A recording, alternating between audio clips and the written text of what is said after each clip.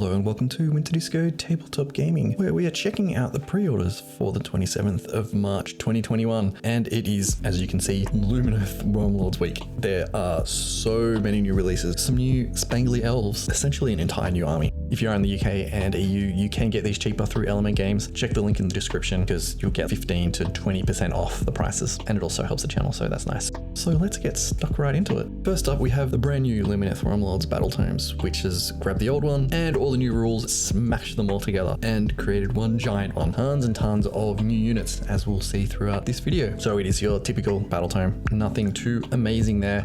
Obviously some very cool funky art. So let's actually have a look at what we get in the book itself. So obviously you get all the rules, 3 spell laws, 3 battle plans that you can fight, so they're probably themed towards narrative battles for the Lumineth Realm-Lords, 8 War Scroll battalions, 24 War Scrolls for all the units, and then 3 endless spells and 1 Scenery War Scroll. The Scenery War Scroll will be for the new temple, which we'll look at in just a minute. And then battle profiles for all units and spells. Lots and lots and lots. A thing to note is, if you are just looking for the rules, you don't need to get Broken Realms Teclis. If you've got the old version and you don't want to get a new battle tome, buy Broken Realms Teclis. It's a little odd, but it has all the new rules in both books. And of course, we do get the $140 special edition. Yeah, my thoughts on special editions. Special edition is exactly the same, just a different cover. And I do like the special edition covers. I just can't justify like almost double the price. And as we mentioned before, we've got Broken Realms Teclis, which is the new, I guess, storybook for Age of Sigmar. So it has more rules for the Lumineth Realm-Lords. So tons and tons of new rules for them, but you can get that in the new battle tome. But this will have a whole bunch of stuff. So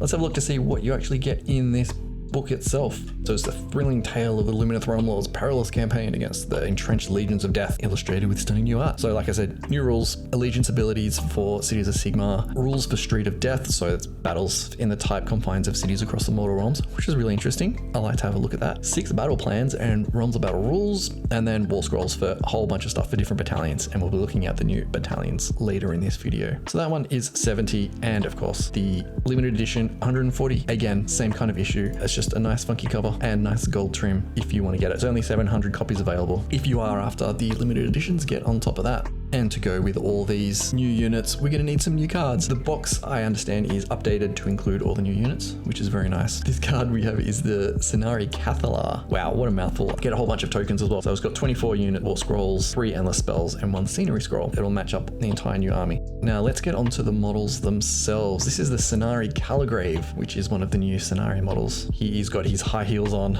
living his best life, doing some kind of wind magic. It is a fairly funky model. I really do like the design. Yes, their hats and headdresses are crazy, but I love how far they've pushed it. I really do like it. So you'll see we do get a lot of individual magic casting models in this release. There seem to be a lot of individual characters / units for this army, and lots of extra bits so you can mix and match heads and everything. I really do like that. We also have the new Venari banner blade, which is an individual model with a giant banner, which is awesome. And I haven't looked at this page yet, so I'm keen to see how detailed this banner is. Pretty sure it is pretty detailed. I've seen some other paint jobs of this. So as you can see, yeah, it's very sculpted in. That one's a pretty straightforward model again, but if you do have a Lumineth army, I'm sure you're going to want to pick this one up.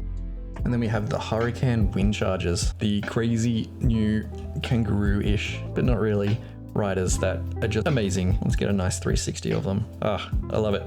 You just get the impression that they're like riding along. They're almost dinosaur shape. They're just riding along and bouncing along and firing off arrows as they go. So they do have a lot of balance on there. And we got a nice little banner of like a fox for some reason. I really do like this kit. As you can see, we got all the bits of the new riders. Bit of work to put them together because it's not as broken up, unlike the old horse models which used to be like split right down the middle. But you do get a ton of bits in here. I think this one is going to sell pretty well. I really do like it. I think it's such a good design and such a good kit. I wish there was a little bit more variation in the different riders themselves. I think it's been replicated. I wish that some of them were shooting on the other side. You may be able to do that in the kit. I doubt it. With a bit of ingenuity, you might be able to twist the body a bit. We also have Severus, Lord of the Seventh Wind, which is some kind of funky fox type creature. It's very odd. I haven't quite figured out this model. I think it's stunningly posed. I love how the tassels and the banners turn into some kind of wind vortex. Pretty much a big centerpiece that you will put on your battlefield. So got some close-ups there, ripping apart the ground, and then the sprues themselves. Might be a little bit of a jigsaw to put together, but I think once you've got it in, it's going to be A very, very beautiful model. So big they couldn't even fit it on top of the box. We also have the Huracan Wind Mage riding on a special cloud, and this is the monkey magic one, if you know what I'm talking about. Very dynamic. I love the cloaks on this. It's almost like there's two different fabrics on these two cloaks. You can tell just by how it folds and how some of it creases a bit more. So you get one's a bit heavier, one's a bit lighter. I think this is such a cool model. You can do some really cool things on the paint job. Could almost paint inside some lightning in there or something like that. A little bit of close-up detail. I've got a nice little bonsai tree down there too. So this comes on a single sprue. The cloud looks like it's split into a few different things. I was hoping that the model itself was not attached to the cloud. Of course, you can cut it off and green stuff in to fix up the cloud to do it separately. It is what it is. I think he's very nicely posed, very fast, like he's almost bending and turning. And the armor as well. I really do like the armor and the clue. I think they put a lot of work into designing that to get it just perfect, even though it's such a simple design. It's more Cenari time. This is a Cenari Lore Seeker. They are sort of like a battle mage. Get in there, and based on the rules that I have seen and heard about, they get in there and they buff and debuff allies and enemies. Again, cool cloaks. I'm interested just to get these cloaks and put them on some Space Marine models. I actually really like the helmet on this one. I love like the moon and the sun motif. All the models seem to have like this windswept feel to them, which is very reminiscent of this enclave of the Lumineth. The first one was mountains and strength and that kind of holding the line type thing. This is much more about wind and movement. So I wonder if they're actually going to be doing more into that kind of elemental thing, because he's got fire, water, although there is a little bit of water in this one, not sure.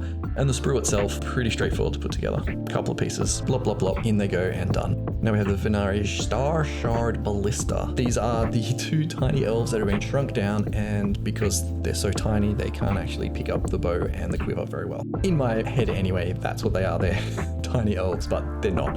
It's just a big ballista. And I'm kind of sad that the quiver isn't attached to the back of this guy. In my head and in the angles that we've seen, this is the angle, it looks like it's attached to his back, and I kind of wish that was the case. I think that'd be really funny. You know, impractical, just very amusing. I love how they've got the shield on it. I do wish the shield was bigger though. It is very busy, simply because when you're looking at it, you've got all the bits everywhere, but I think individually, possibly moving the quiver of arrows out of the way a bit more, and giving the ballista itself a bit more, I guess, breathing room, more ability to actually see it. And we've got some close-ups, lots of little details in this range. Just tiny little things like the hawk coming in with the ribbon, got all the lights there, and a little attention to detail on the shield and the heads as well. Yeah, lots of bits and pieces are being, again, it's pretty straightforward to put together. And lots of extra arrows. Oh, that's kind of cool. I like that. And now for the best model of this release, the Venari Lord Regent. Look at that model. Yes, it's a very busy model. I think it's stunning. Just that movement, the fact that it's being held up by a single point. I'm not quite sure how they've done that. There must be some weird funky thing going on there. But there is so much detail and lots of little things that you can get your brush into and just paint. It looks like it's moving very fast, and I can imagine this model leading a fast moving force. This is my favorite model of the release. As soon as I saw it, I'm like, ooh, I might have to pick that one up just to have on my shelf. You can see, and you can build it in two different ways as well. So it has like a really nice base on there. I love the thematic bases for this army.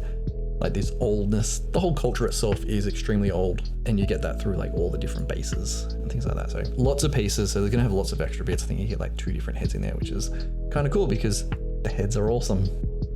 Now onto the Venari Blade Lords, which are the heavy hitters of this release. Double bladed or double hand sword, like the leader there. Unit of 5, these models are essentially an updated, what are they called? Blade Masters, I believe, from the old High Elves. Out of all the helmets, I actually really like these helmets the most. And I know there's very divided opinions on the helmets. They're all a bit ridiculous and over the top. I like most of them. There's some where you go, no thank you, I don't want that. So we have the leader of the unit, double handling swords, which is very nice. You get the idea that is very much a martial unit. Very powerful in their ability to fight with swords. And they get nice banners on their back, which is good and bad. I would prefer if only the leader had it. And we get some nice close-ups here. Different colors, go with a pure blue. Big callback to the High Elves. And there we go, we can see the banners there. It is attached to the banner, which is a little bit of a shame. So the sprue itself, this sprue is like basically all the banners. Then we got all the hand swords. I love the helmets on these. This is a really good unit. Now we have some name characters here, Elania and Elthor, the Eclipsian War Sages. So this is an odd one. It is 2 characters in the same single model. How that works rules-wise, I haven't really looked into it. I don't know if the rules have been put out for it yet. but it's an interesting concept. I like it. Like, mix it up a bit. Let's do some different stuff. And I feel that with this range, they're able to, that cloak. Wow. That's really nice.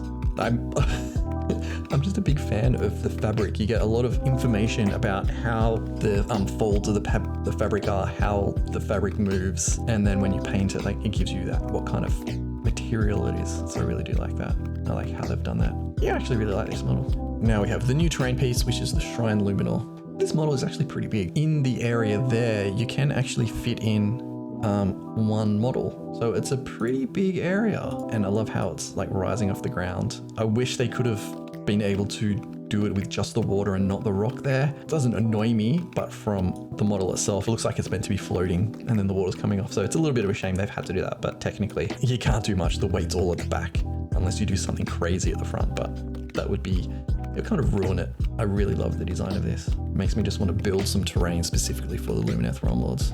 This one piece tells you a lot about their entire design. So I've got some close-ups here. Really nice water effects. Water is hard to do, so it's nice to see that. We've got some there.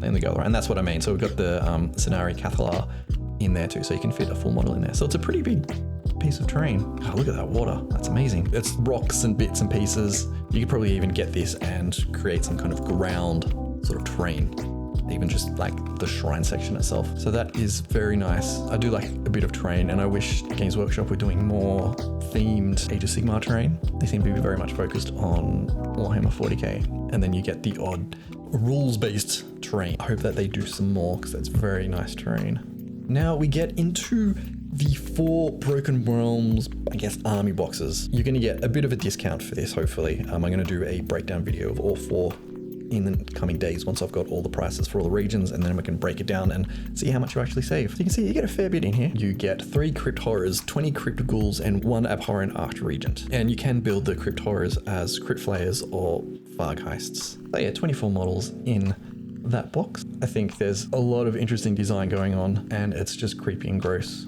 I'd like to make it more grosser, more bones sticking out and weird, fleshy, bloody bits. That's just my own personal preference.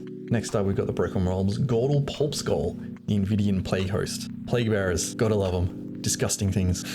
So in this box, you're getting 20 Plague Bearers of Nurgle, a Slippery Bile Piper, and a Spoilpox Scrivener. That's 22 models in here. And of course, the rules will be found in Broken Realms Teclis books. Again, like I said, I'll do a brief breakdown of the boxes to see how much you do save.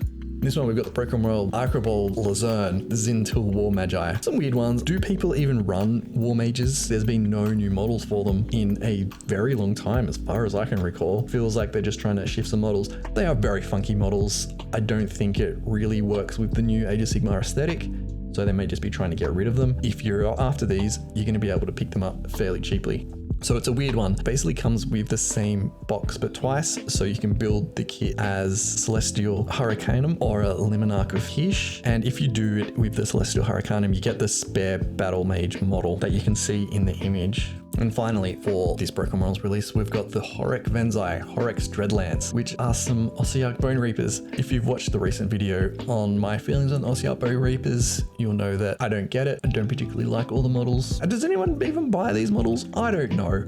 Check the link in the description for that video. Just if you haven't watched it, it's only like 5 or 6 minutes. You can check out my thoughts on it and why I think the army is odd. But if you do go and buy this box, you are going to get 10 Cavalos Death Riders and a Liege Cavalos, and you can build that Liege Cavalos as an Arch Cavalos Xandos, and it comes with a lot of different variations on weapon loadouts.